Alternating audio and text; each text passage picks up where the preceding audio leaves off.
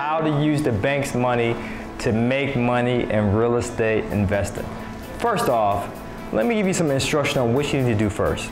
You should always follow this two-step process when getting started in real estate. Find the money, then find a deal. Most people do the opposite. They find a deal, they find a cash flowing rental property, they say, oh man, I got this property under contract. Let me go and see if my aunt can lend me the money. Nope, sorry. Oh, let me see if I can go to the bank to give it. Nope, sorry. What you want to do first, my friend, is the reverse.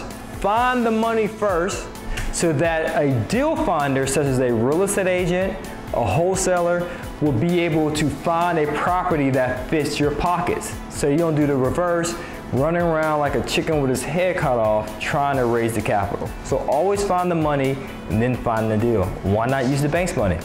And when I say find the money, I'm not talking about using your own money, because that's the same mistake I made. I would use my savings, working at my 9 to 5. It would take me a year to 18 months living on the ramen noodle diet, scrimping and saving. Redbox, can't afford to go to the movies, and it sucked. My lifestyle sucked as a result. And then I realized I gotta stop thinking like a mom and pop. I have to start thinking like a real estate entrepreneur. How do entrepreneurs think? They always think about getting access to capital and getting access to deals. Everything else gets outsourced. So when it comes to sweeping the rental property because it's vacant, knocking on the door for a tenant, asking them where the cash is at, showing up to court, fixing the doorknob, all those activities are important. But all of those activities eventually will get outsourced. So why not outsource the capital? Why are you using your own savings? You should be using what's called OPM, other people's money. The banks are in business for a reason. Why are they in business? To lend money. That's how they get paid, right? The banks are not in the business of owning real estate. So worst case scenario, they don't want to foreclose on you if you're defaulting on your payments. They want to just make money by lending their own money. So why not take it and flip that money to get some cash flowing rental properties? So you might be thinking, well, Juan Pablo, it sounds good to use the bank's money or OPM, other people's money, but that comes with something. That comes with interest, that comes with points. Well, of course. They want to collect interest and points because it is a risk for them to lend you the money, so it's expected. But you have to make sure that you obtain a cash flowing rental property, the buy and hold strategy, in other words, where you're buying a property, you're holding on to it for the cash flow, that you obtain a buy and hold property that can afford the interest and the points and the principal to pay back your lender. And this is a mindset change, okay? So this is a mindset alert. You have to be focused on this one thing. You're not going to be the one repaying that debt back anyway. Someone called a tenant is. They're responsible for it, not you. So if you borrowed $100,000 to acquire a 5-unit property and you have 5 tenants paying you rent, in essence, they are the people who are paying your lenders back. Plus they're paying fees to make sure the property is being operated, operating expenses in other words. And last and certainly not least, they're going to be paying you profit at the end of each month called cash flow. So that's the mindset you gotta have. Who cares about the interest rate? Who cares about the points? As long as the tenants are paying it off and paying me as well, putting profit in my pocket, I'll be happy to borrow the money from the banks. It all boils down to this. Using leverage. Why on earth would you try to lift this big boulder up a hill when you can use something called a lever to help ease that burden? That's what that is. It's a lever to help ease that burden of you acquiring an expensive property. So back to that 5-unit scenario, buying a 5-unit for $100,000 and you use all cash, that's expensive. Most people don't have 6 figures laying around, right? But the bank does. So why not go to the bank and say, hey, let me borrow $80,000, 80% of the financing that I need to acquire this 5-unit. Would you do it? They'll say, yeah, I'll do it. As long as your credit looks pretty, as long as the deal makes sense. So why won't you do that? Why don't you leverage the bank's money and your own personal credit to acquire income producing assets? Because this is the issue I ran into. From year one of investing in real estate, I was 26 years old in 2010.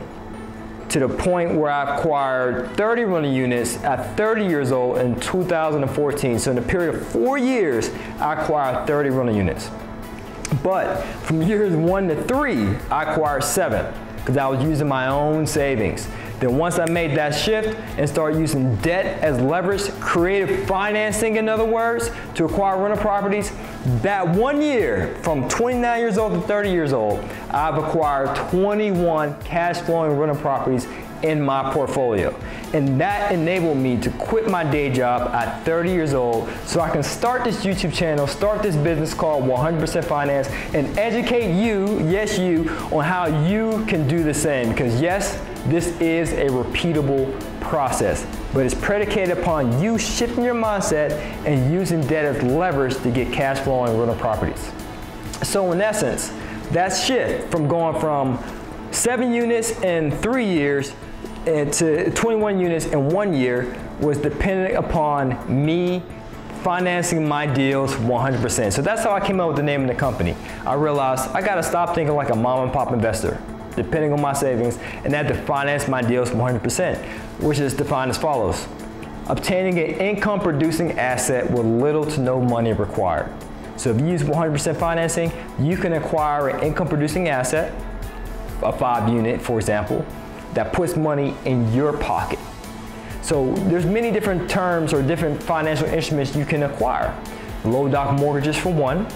You can use hard money. You can use mortgages, regular mortgages, traditional mortgages. You can use business credit. You can use seller financing. There are many different ways. Mass lease options, lease options. There's many different ways that you can obtain an income producing asset using little to none of your own money. The only thing you need to do is just to apply and also receive education. And that's what we offer at 100% Finance. We actually provide you with the resources to get the financing as well as teach you how to use it. It's not that just giving you a gun, you're like, oh, I don't know how to use it, and you end up shooting yourself in the foot. We don't want to make that mistake. We don't want to give you business credit and you end up shooting yourself in the foot because you don't know how to use it right. You don't know how to convert to cash. You don't know how to do deal analysis and so forth. So we actually give you this leverage and we teach you specifically how you can use it to acquire income producing assets. But I just wanted to make these 2 points clear. In order to use 100% financing and creative financing and using the bank's money to make money in real estate investing, you have to make sure you keep your personal credit looking as pretty as possible, because if you don't have the cash and you need to use financing, you got to make your credit looking pretty. As the saying goes, cash is king, but credit is queen. Keep your credit looking pretty. Keep your queen looking good. If your queen is looking ugly and got a lot of blemishes, she needs some makeup, maybe you need surgery, she's so ugly, reach out to us, 100% Finance. We'll hook you up. We'll make up that credit repair. We had your queen looking sexy as a result. And also, make sure every asset that you acquire using debt cash flows. I said it before, I'll state it again. You want to obtain an income producing asset using little to none of your own money, but make sure you have enough income from your tenants coming in. It pays all the expenses, all the debt, you have reserves in place, and it puts profit in your pocket as well. So if you need help with the education of how to use creative financing, or hey, how can I just apply? How can I get access to this funding you're talking about, Juan Pablo? How can I do hard money, low doc mortgages? How can I get business credit for my business? Then by all means, check the link below, apply to learn more. We'd love to consult you and discuss all the options available to you. As always, guys, this is to your success. Continue to earn passively, live passionately, happy investing out there, and go take some action. Peace.